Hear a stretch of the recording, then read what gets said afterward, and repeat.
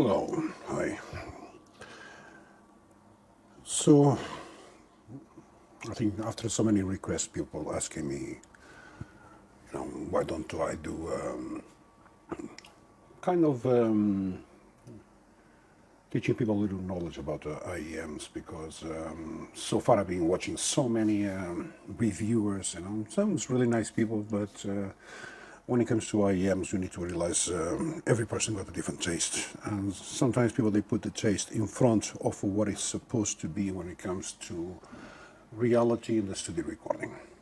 I'm a musician. I've been a musician for more than 20 years. I play guitar as well. I used to play in rock bands, heavy metal bands, and I used to produce my own music as well.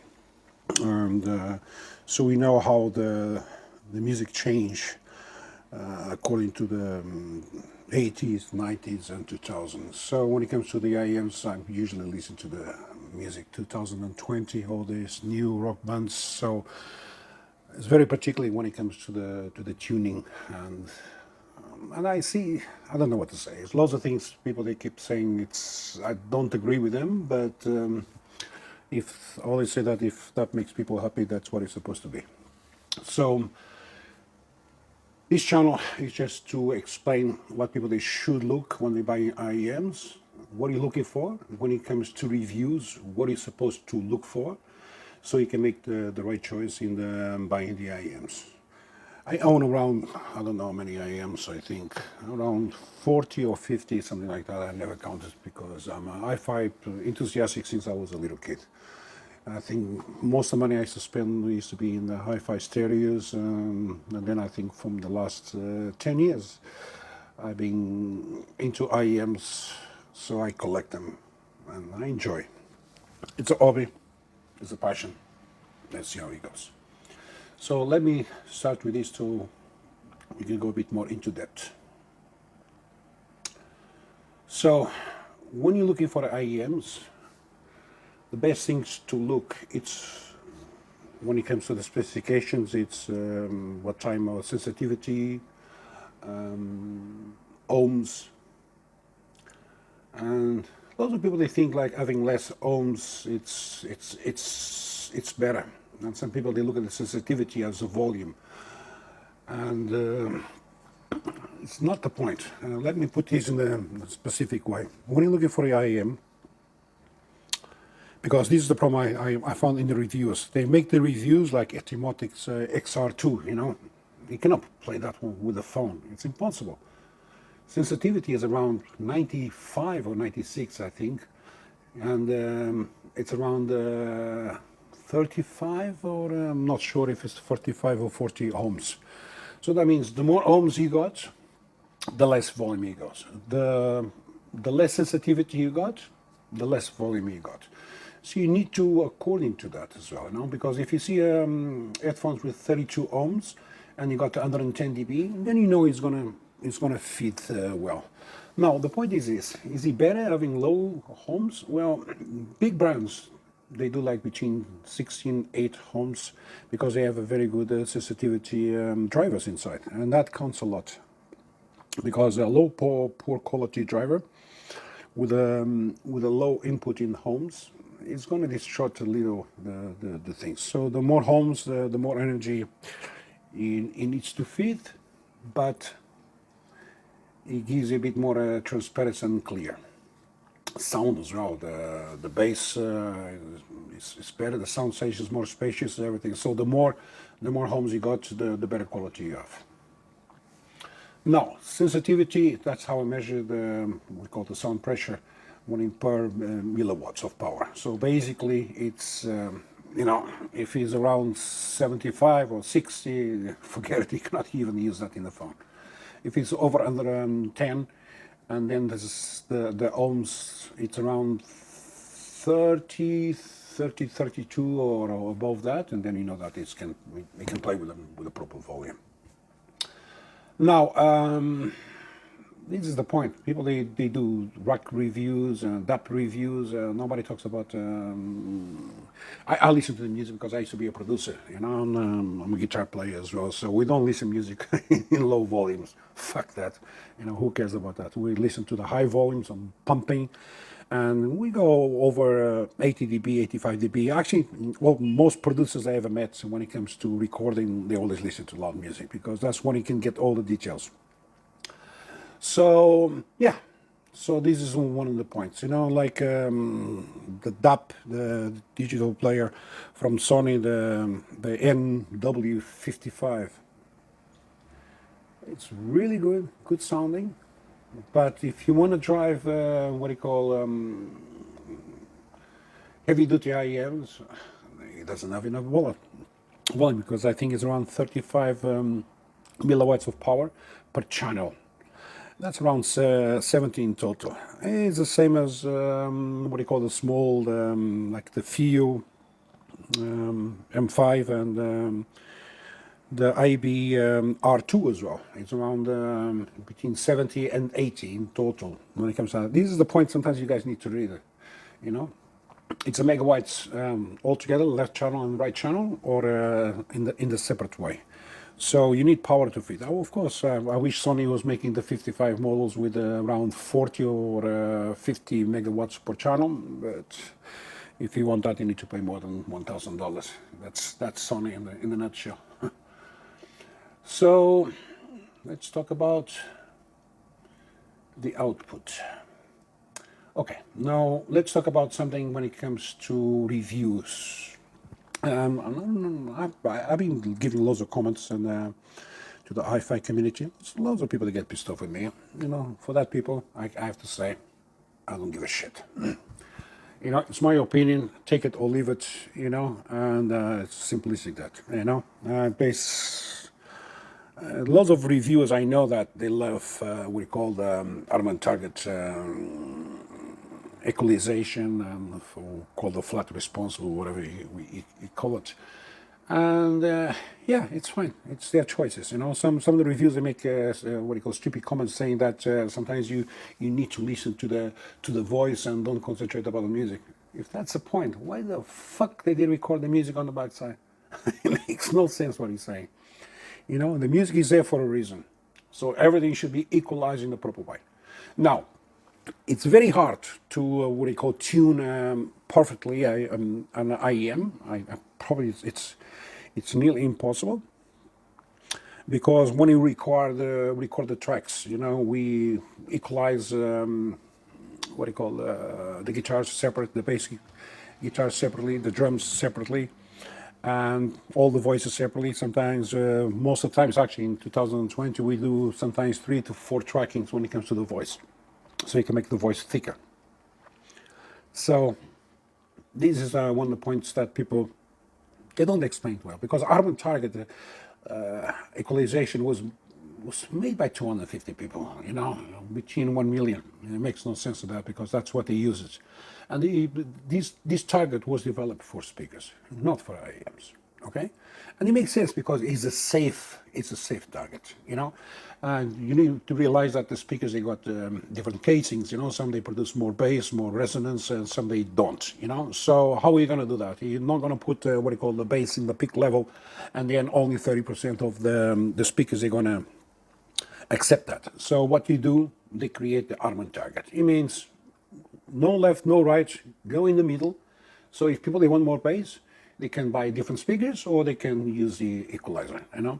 Now, some reviewers they talk about they do reviews with IEMs without equalizer. I totally agree with that. We're not supposed to use equalizer when you're doing the reviews. But telling people, like I heard before, that don't use equalizers because it's not in the professional way, that makes me laugh. What do you call a plugin on the DAW? All the music is recorded in those. All the music is recorded in those. It's in this very simplistic way. Everything's recorded with the digital equalizers. All plugins. Talk about low pass, high pass, parametric equalizers. What do you call low cuts. Everything usually you use compressors. You name. Everything's digital. So I don't understand why people keep saying that don't use it digital over digital. Why not? It makes no sense. I got 40, 45, 46 IEMs, and 90% of them, I equalize them. Why? Why should I throw it away? Why should I listen to the music that it doesn't correspond to the fact I'm supposed to listen to, how it's supposed to be listened to? You know, I I advise every person to use a equalizer, but don't use the presets. That's the most stupid thing I ever heard about. Is people talking about preset equalization. It's pathetic, you know. And you always find the metal and the rock in the V shape that used to be on the 80s. They don't use V shape anymore. Now they use peaks on the meats, and this is the main point. So, you know, and depends on what IEM. How can you know that the preset is going according to your IEM? It makes no sense.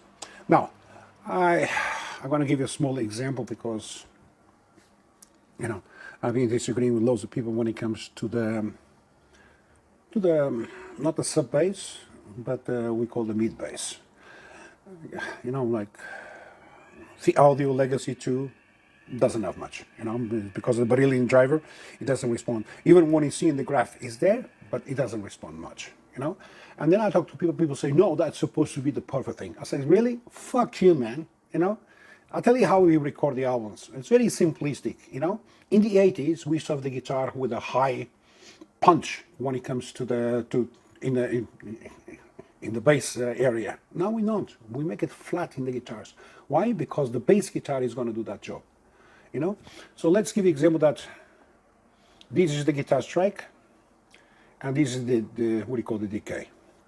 So, you know, we strike the guitar here, and it goes to decay. So let's give you an example that here, between 498 and 499, this is the bass guitar. We give the strike here, in the same time the guitar goes here, and it starts decaying. So everything feels like the bass actually comes from the guitar. So the bass guitar only supposed to be 1 dB or more above the guitar. That's how we record albums. Every person, when it comes to rock, metal, even jazz, they do that. Because when the guitar is working a different way from the bass, no, in the 80s it used to be different. Now, you know, the guitar is very technical. They do lots of different parts. You don't want to have bass in the guitar because it's going to distract from the bass guitar, and then it's going to confuse everything. So what do we do? Guitars, flat, high, mid-range, compared to the V shape in the 80s. And then what do? We use the bass guitar to give that tone when you need the bass to the guitar. So if you don't listen to that in the IEM, it's not a true recording. You know, I remember that when I bought Etymotics, the XR2, and people they kept saying that, oh yeah, it's supposed to be in the recording studio. Fuck you, man. Bullshit. It's not like that. No, it doesn't. The bass guitar is supposed to be above the guitar to give that thing, you know? And the Etymotics doesn't show that. So for me, it's a fucking waste of time and waste of money to buy that shit. It's funny how people, they, just because they like something, they say it's argument target and this and that, you know what I mean? And no, man. Argument target was made for speakers, it's a safe. And still, the bass guitar is supposed to be there on the recording. So, this is one thing you guys need to look. Now, when it comes to drums, here's another thing I disagree. So many reviews, they talk about the level, that's it. You know, it's the level, good impact, it's clean and fast, that's it. I say, what about the timbre? You know, between $60 and something else, what do you call IEMs, we got the Melee, we got the T3 from Tina, we got what do you call the new one from Few, the FH3, and you know, and this is the funny thing. You got KZs, and you know, people they keep talking about things. You know, like problems with the KZs. It's the drums, the dynamic driver. It's terrible. It's terrible. You know, if you for the same price, you know, $60, you buy the Pi Audio DR2 Pro. Look at the size of the dynamic driver. It's around 12 millimeters, but look at the thickness of that. And when it gives the impact, it gives the impact of the real drums. Drums are supposed to sound like, not like thin. It makes no sense. And nobody talks about like the T95, you know, the T3. The drums, they sound very thin compared to reality. Actually, on the Melee, they sound much better But then the melee, when it comes to the drums, the dynamic drive over there is not very solid as well. It doesn't play very fast because, when it comes to the IEMs, you need to see the timbre. That's the quality, When you want drums, the drums needs to be thick. Nobody records drums in a thin way. Nobody. Tell me one producer who does that. And then you got the level, what is supposed to be the level. On that, I like the Bad Boy Good Audio.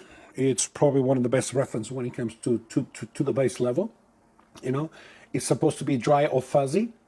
That means does it rumble too much in distortion when you put the volume? Because 90% of the IEMs, once you put in a loud playing list, it just rumbles everything. They're not very clean. They're supposed to be fast or low. Okay, the fast and short. This goes with the pick.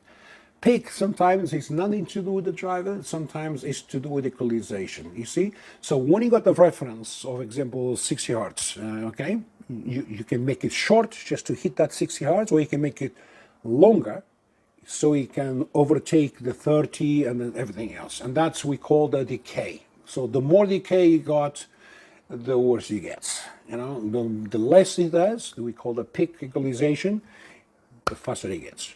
So then you got the bass, exactly the same things. How's the timbre? It's very easy, guys. Sometimes I also say to people, when you listen to the IEM, close your eyes and listen to one instrument at a time, only for drums. Concentrate on the drums, forget about the voice, forget about everything, and check it out and test with all IEMs, just the drums, and listen to the timbre. Does it sound real? Does it sound thick? Does it sound dark? This is the point that you need to realize. And then you go for the bass. Exactly the same thing. The bass is supposed to be boom, boom, boom. Not supposed ding, ding, ding, All these things, sometimes I've seen people, they talk about the volume. Oh, yeah, it's the reference and the graphics is good, and it's that. Fuck you, man. It's wrong.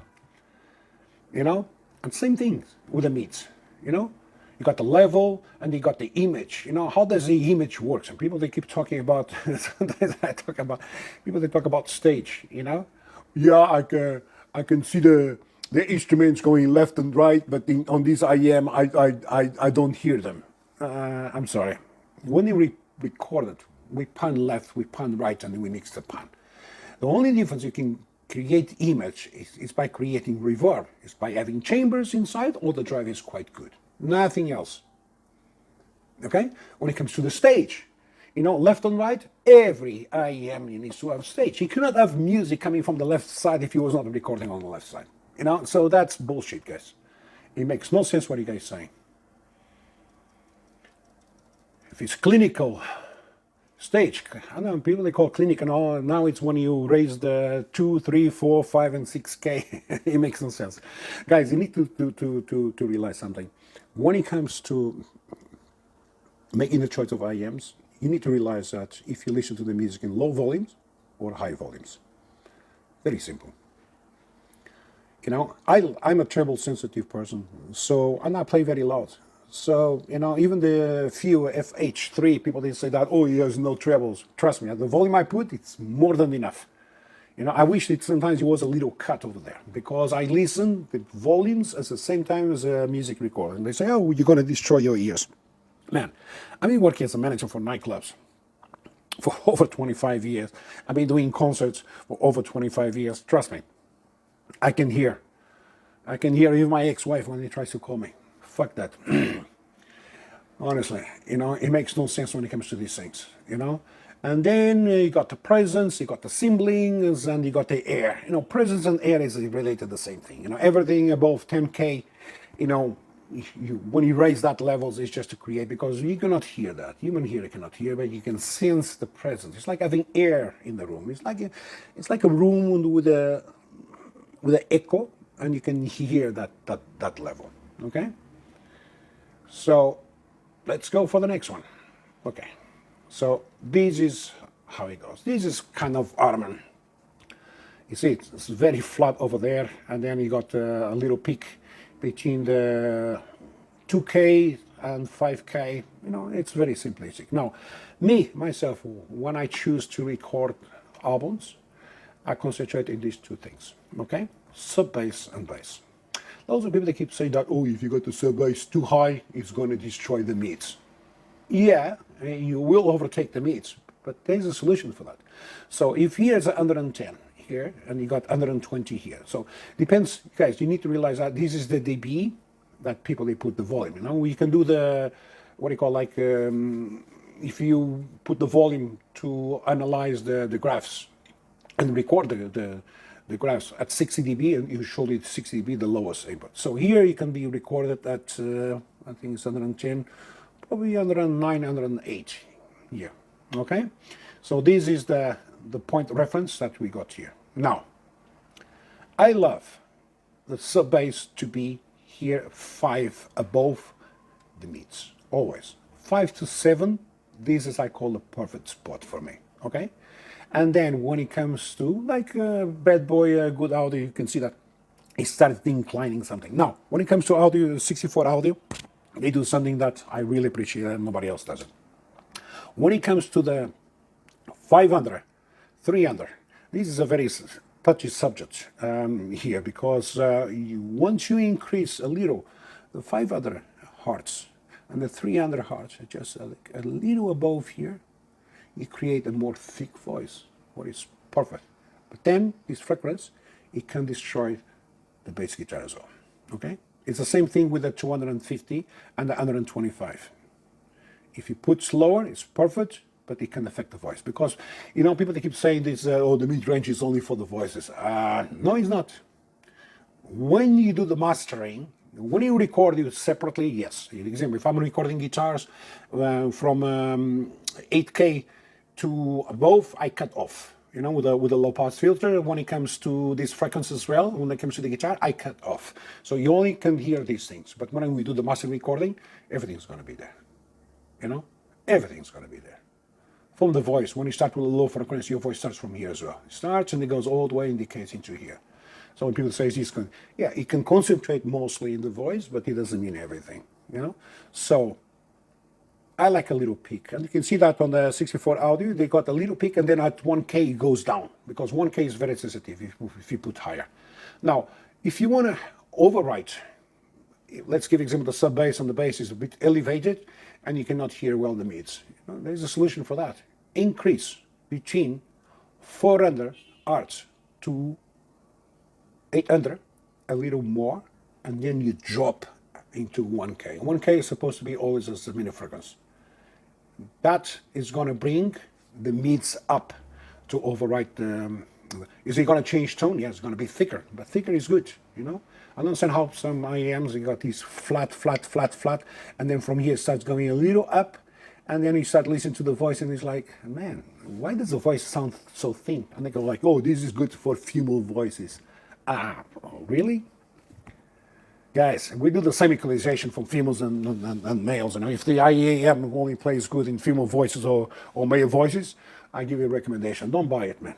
You know, the same as what you call the Chinese frequency. Every time the Chinese they do for their own market equalization, it's always very thin. Why? Because Asian music is very thin. Chinese music, Indian music is very thin voices, and they love that. You know, that boost up to there. So I'm not surprised when you see brands like KZ, and the old models they used to do. All the market was for the Chinese market, mostly. You know, only now people they start criticizing why so much trouble, because European markets is totally different. It's Western music. There is more balance in the music. Okay, so now let's talk about cables. Now, I saw this one. Somebody else says what's the difference between balanced cable and unbalanced cables. You know, I was like, it's, you know, he says balanced cables with a balanced output, it gives you more power. Actually, not true. Unbalanced, it gives you less power. That's the way you should say it. So let's give example. I'll put these in a, I think in a very specific way. Okay. If you do this, you got the positive here, example, the red one, and you got the negative here. Okay. So let's give example that from positive to negative, negative to positive, positive to negative, and you do all the what you call the B wiring here, the posting. You know what's going to happen when you turn the lights on? If this is 60 watts, it's going to show you maybe 20 watts each. so it reduces the power. That's the same as unbalance. Now, if I put a red on the black cable, positive and negative for each light bulb, of course, and then if this is 60 watts light bulb, and then it's going to give me the 60 watts per each. You will not cut the things, and that's what we call balance. So balance is always been there. Now when mostly the top players they play unbalance, it reduces the power. When people, we have to be more efficient when we say that. People they say that balance it gives you more power. No, it's the opposite. Unbalance gives you less power. The power is already been there. It's just because we equalize it in a different way, when it comes to the transistors. Now, people, they keep saying that, does it sound better? Does it sound worse? Actually, balance always going to sound a bit better because the current is not interference by nothing else. Can you notice a difference in these days? No, you cannot notice much difference, But you give it better resistance, for example, for IEMs with the most homes, that's gonna cut through, is gonna give you more impact. Now, another thing, I'm watching people talking about cables. They talk about, oh, this is a good cable, this is a bad cable. Now KZ come out with the new cable, they say it's a good cable. It's the same thing, it's just covered in plastic. It's no fucking difference at all. If it's 8 braiding, 24, 16, if it's thickness. I always say to the person, my personal opinion, I like the cables to be light, flexible. And then people say, oh, but this is too hard, these cables, and they tangle. No, hard cables, they don't tangle. Soft ones is the ones that tangle the most, But people talk about cables without knowing what specific is going inside, what type of copper. Is it silver, is it gold, is it copper, is it rhodium? All these things, it counts, And the reason they do the braiding, it's so they can cut all the vibration, and we call the microphonic sounds. It means when you touch the cable, you can hear the sound on the IEM. That's a very good point. So now we talk about the IEMs, the shelf. Okay, there's plastic shelves, metal shelves, bronze shelves, aluminium, resin, plastic, all these things counts, and you see that. This is probably it's like, I think, Shure, I got this type of shellings as well, Sennheiser as well. I personally don't like it because they don't fit very well in my ear, and we're going to talk about that as well. Blonde 3, example. This is one of the IEMs. I always say to people when they talk about fitting, oh yeah, it's very comfortable. I'll put it in the tip of my ear and it fits well. Guess what, guys? This IEM, if you go to the gym or you are in a hot country, and you are outside, trust me, you keep pushing inside because it doesn't, because there is pressure it creates, and then we got the sweat as well, that it keeps creating even more pressure to get out. So small tips doesn't work for me. So I try it, going with the Blonde 3 to the gym. I keep putting the finger in my ear like 20,000 times and says, fuck, it doesn't stick together. We got this type as well. Selected drivers. And you see this as well. So let me show you something. It's very important. If you want to, people, they talk about the length of the chips from here. What about this? This counts a lot. I'll show the example. This short body here. So this part here is going to go inside your ear as well. So it starts from here, not only the tip. Sometimes I see people with a longer tip and there is no body at all, and they say that, oh yeah, this longer tip and it's going to fit well. No, it doesn't. You see, a long tip, short body here. Is that supposed to fit well? We don't know. Depends about. This is probably one of the best fits. There is the Magrity. You can see that all this part here, it fits inside your ear as well, and then you got the tip as well. So some people they say that, oh yeah, it's a bit what do you call intrusive inside my ear. And guess what? It doesn't come out. You can use it on running. You can use it on hot on the beach, everything else, and it stays in and it stays in. That's it. That's what it matters, you know. Now, there is vents for the pressure, there is a heat, wax, sweat, all these things is according to when it comes to the tips being secured. Now, lots of people they keep talking about foam tips that is the best for the base. No, actually, it's not. If you think that the base tips is better, that means you're not putting the silicones tips properly inside your hair.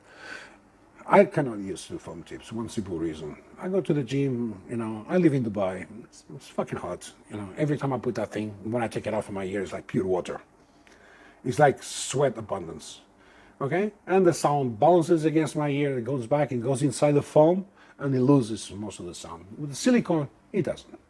So, I'm going to give you an example. For people, they have problems with the fitting. There is this double flange tips. You can see that. These, I will keep saying to people, don't buy it. You know why? You see the circle here inside? It's too deep inside. By the time you put your IEM, only this is going to come up. So it's not very fit. Now, people, they keep talking about 20,000. This is the best. If you got problems with fitting, the best tips in the world. Simple. It doesn't affect the sound. It doesn't give you more bass, less bass. This I try with, I think, no, 30 IEMs with the different tips. It does not affect the sounds, you know. And guess what? Everything fits. Everything fits. You put it inside. If you got problems with the getting solid or something else, get the medians. If it doesn't know, go for the large ones. You know, you guys need to stop thinking about I only use medium tips and these are supposed. No, it depends about the nozzle. If the nozzle is 5 millimeters, you know, and then you're going to use the median. If the nozzle is 3 millimeters, go for the large one. Trust me. These tips here, they never lose the grip. They never come out from my ear. Sweating, running, jogging, gym, everything else, it fits with everything. Trust me. It's the best choice I ever made. Nobody talks about this. We don't talk about foaming, you know. Every time you need to talk to someone else, you need to rub the foam, take it out, it's all sweaty, put it back again. This one here, it's perfect. And this, if you want a little more bass. If your IEM doesn't have much bass, okay, because the aperture here, it's quite small, so it's going to reflect more the bass.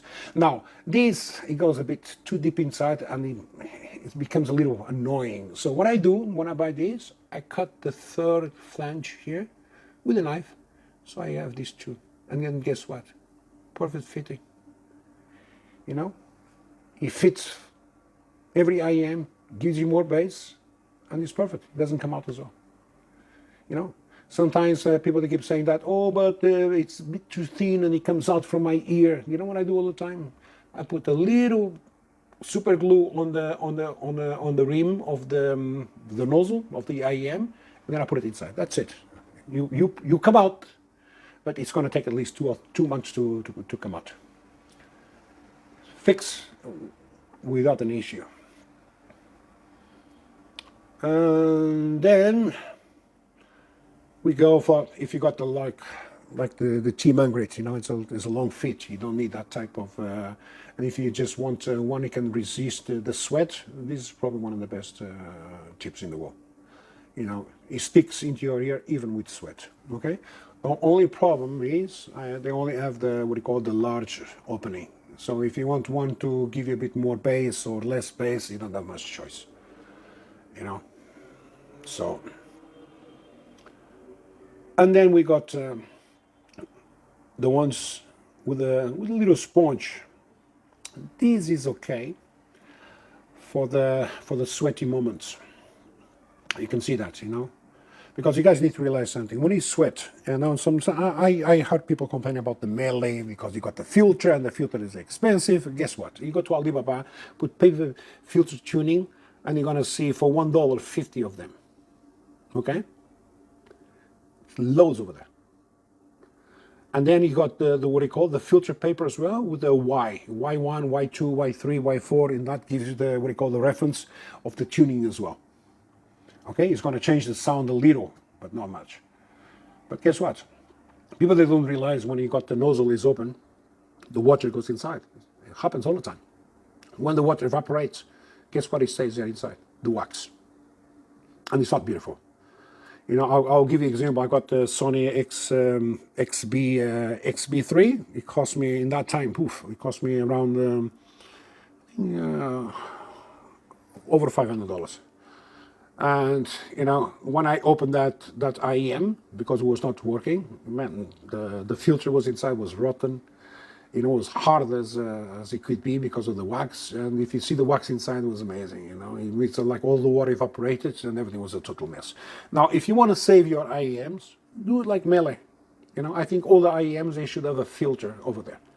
Between the nozzle, you should be able to open the nozzle, you know, and they should have one grill and another grill. And you're supposed to put, a filter in the beginning and then in the middle. And then if the filter gets dirty or the sound doesn't come out properly, you're supposed to change the filter. It's better to change the filter than it is to change the IEM. And I still see people complaining about, oh no, I need to pay $5 for the filters. Guys, go to AliExpress, man. There's lots of filters for it, and they do the same job. So I don't agree when people they remove the nozzles. I mean, say, okay, you're gonna have the IEM for 1 year. After that, that's it. Rubbish. So, for example, when it comes to foam, these are the only ones I can wear because it's the normal shape. I don't like the ones, the long one, kind of square ones that you need to squeeze it with your fingers and put it inside. And every time a person tries to talk to you, you need like, oh gosh, shit, not again. I have to take it out again. It's perfect if you go jogging or something else, but then it gets covered in water. So this is one of the problems. So this is another type of chips. I use it, you know. Because of the plastic here, it's quite hard. It gives you a bit more base reflection, you know. Sometimes it's not just the size, but the material as well. If the material is hard, it's going to give you a better reflection when it comes to the base. Now we talk about DAPs. Example. This is one of the reviews. I'm going to start making reviews with IEMs separately. Okay. This is just the first one, so I just want to explain to you guys when it comes to. You know, if you guys want to buy, you know, I got iBuy, I got the Sony DAPs. To be honest with you, iBuy when it comes to the MSEB equalization, it's the worst thing I fucking hear, man. Honestly, I don't understand how nobody review about this. You know, the equalization from the iBuy, you know, whatever you touch the equalizer, just by putting it on, 6 dB goes out, and they say it's because it doesn't want to clip. Sony doesn't have that; it doesn't clip. You know, and this just makes us look at that. It makes no sense at all. You know, if you go to the voice, you know, here, and you put all of these to the maximum here, the bass guitar is going to change. It's going to drop. You know, you put either female overtones. If you want a bit more female voice, it's supposed to raise the 2, 3, 4K to 8K. You do that, and it's going to lose the note thickness. So it's like you play with one and it changes the other one. You play with another, it's changing the other. It's pathetic. It's plain stupid. I don't understand how they do this. Honestly, it makes no sense. Bass texture. It's not even bass extension. People, they think this is having bass. It actually doesn't. It looks like the bass, it goes lower in the volume and it goes inside the bucket of water. They call deep. Yeah, deep my fucking ass, man. Honestly, this is the fucking worst thing I've ever seen. And then you use the normal equalizer just by putting on, even if it's all flat, it drops like 2 or 3 dB. And then by changing, you know, put the slider on the side so people can change you know, they can equalize without having to drop the volumes. It's how Chinese they make some things sometimes. Now, here's another thing, guys. You guys talk about it a lot, and sometimes it makes me laugh. I heard one comment from one person says that I will never pay $500 for one driver or 2 drivers when I can buy KZ and they got 7 or 8 drivers. Guys, this is Knowledge drivers, okay? Yes, one of the best brands. Check it out on the website. They got 50 models. Starts from $8 to $150 per unit. You think they're all the same? You think they're all the same? They're not the same. It's all different. It depends about the price. The funny thing is people, they call about knowledge drivers. Guys, most of the respectable IEM brands, they'll tell you the what do you call the model name. Like here, you can see 29689, and you got 22. This is the bass driver. This is called the mid ones. These can be for mids and trebles, and this is for trebles. But there is loads of models. So this depends about the pricing as well. You know, if you see IEM with 3 drivers only, but each one it costs $150, of course it's going to be different. What do you expect, to pay less? No, guys, makes no sense. Now, is it better with loads of drivers or less drivers? That's another opinion. These are the EST drivers. Good for the highs, terrible for the bass and the lows. This is the DD driver. Now, this is the point. Sometimes you see that on the Fierce Ollie or something else. You see very thin drivers, and they can be like 30 millimeters, but there is no thickness on that. You know, some people they complain about the weight. And for me, I always say the heavy the better. You know, this is the point it's supposed to be.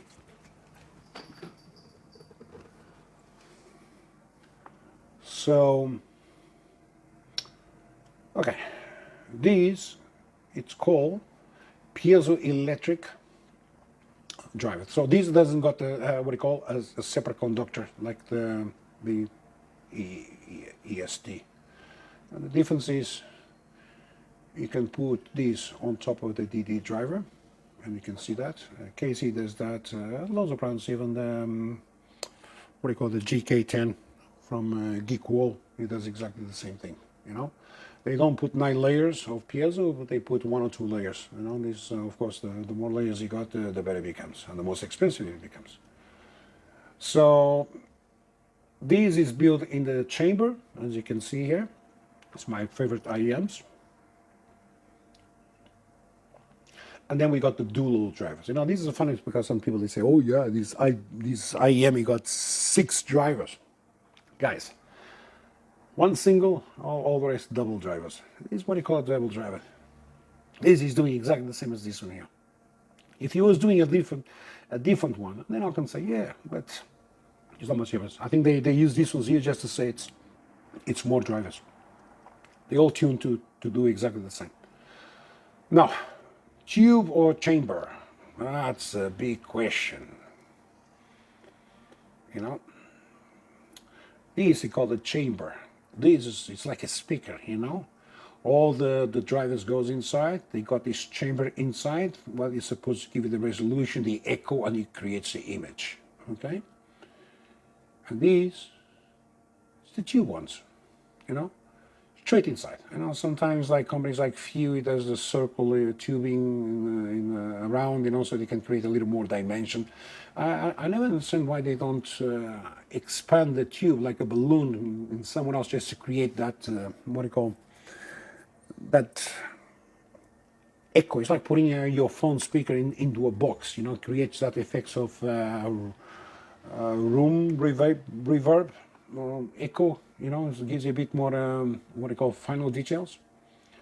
They should do that. I think the maximum you can see, I ever seen actually was 5 tubes coming out from the nozzle.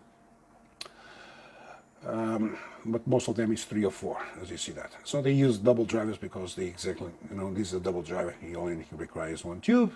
Another double driver requires 1 tube, and you got 1 here for the bass. So you can say this is like, sorry, I think here it's 2 single ones.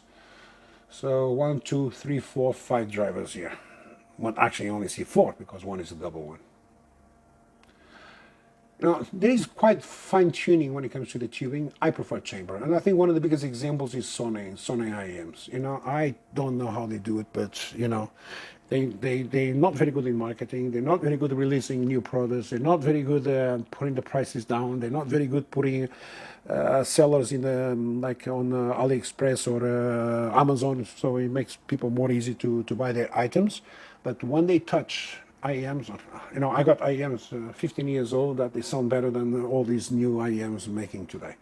They got these copper drivers, you know, they utilize chambers. They, you know, it's quite a different technology. They use it, and they sound beautiful, you know.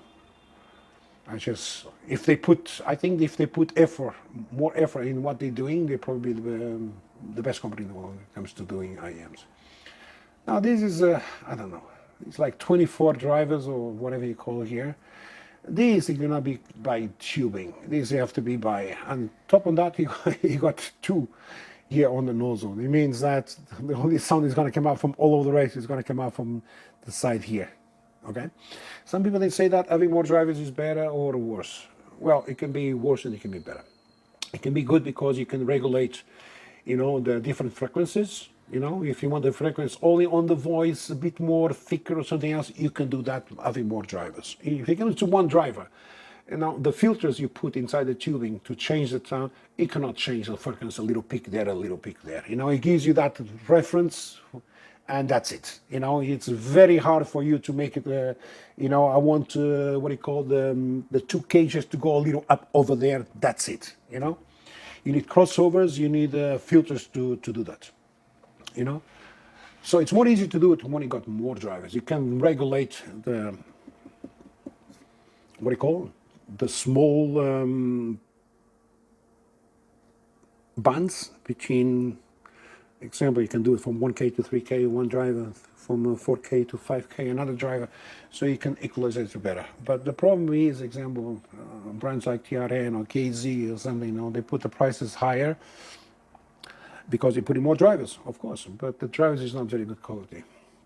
So sometimes it's better to end up with one or two drivers with a high quality brand with the same price.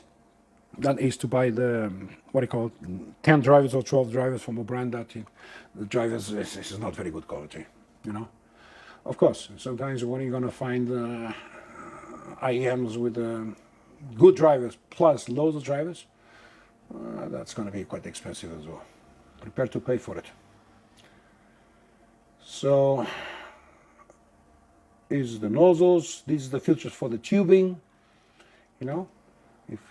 This is how they equalize the drivers mostly, So each driver got a different tubing. Each one is a different frequency, different ohms when it comes to the impedance. So it gives you a different tone. So you can see that here. You can see one driver here with the tubing, another driver here with the tubing, and they got another one here with the tubing here. So everything comes out from here. I prefer the chamber because it creates the reverb, the echo, and the image. But that's my personal opinion. Okay, guys. So these is the things that you should see when you buy something on an IEM. Don't start learning about your reviewers, guys. Does he like bass? Does he like bass? He likes flat. I see some people say, "Oh, I bought this and this shit." Of course, my friend. This guy likes flat response. What do you expect? You expect him to recommend the bass head IEM? Of course not. What is the perfect graph for me? I don't know. Depends. Sometimes when it comes to the balance drive, it can give you the same reference, but it's a total different toning, like classic, like the Legacy 2, the example. I think sometimes it can be a bit bright. I've been watching reviews, people they say that the treble is not very high. Say what? That's because you listen to the volume, a low volume. Yeah, try to listen like a real man. Man up, or we call it man the fuck up. That's how you're supposed to see it, guys. If you got any questions or something else, please, I'll be here to help you. And then I'm going to start doing reviews with the IEMs, and probably it's going to be a bit different because I'm going to try to put brands that nobody knows. It's always the same things, the same brands you see from Linzel and these and Aries and KZs. Of course, I'm going to talk about them as well, but I'm going to put because I like sometimes to take a risk and buy IEMs that it's not. You don't see it in the market, okay? And sometimes I end up with IEMs that sound better than the ones in the market, because it's private companies. They don't do much quantity, but they do more quality. And these are things you guys should see. Okay, goodbye, guys. If you don't like this, fuck off then. Bye, I'm out.